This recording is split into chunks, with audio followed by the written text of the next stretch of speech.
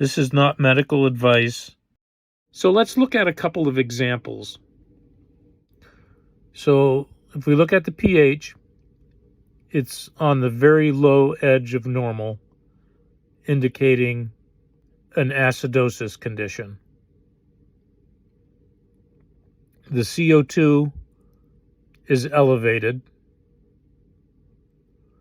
The bicarbonate is elevated. The partial pressure of oxygen is reduced.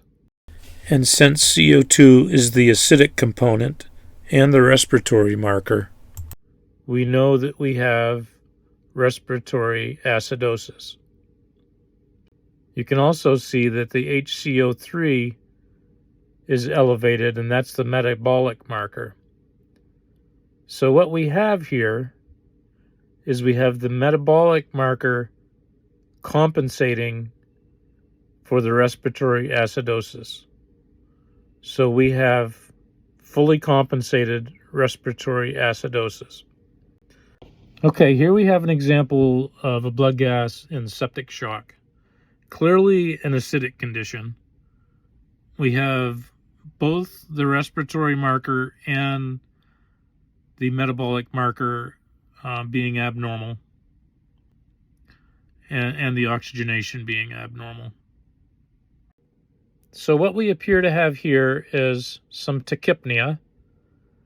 The patient is blowing off CO2. CO2 is low, which should be helping to improve the acidic condition.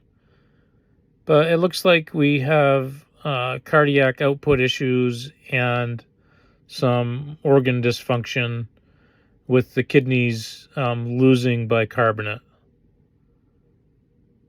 We have substantially low bicarbonate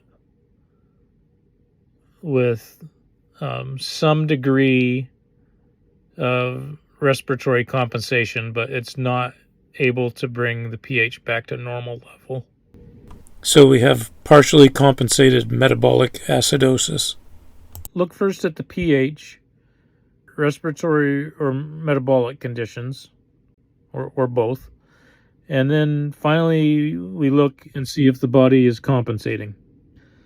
So the pH tells us what's happening, and the carbon dioxide and the bicarbonate tell us why. Thanks. Bye-bye.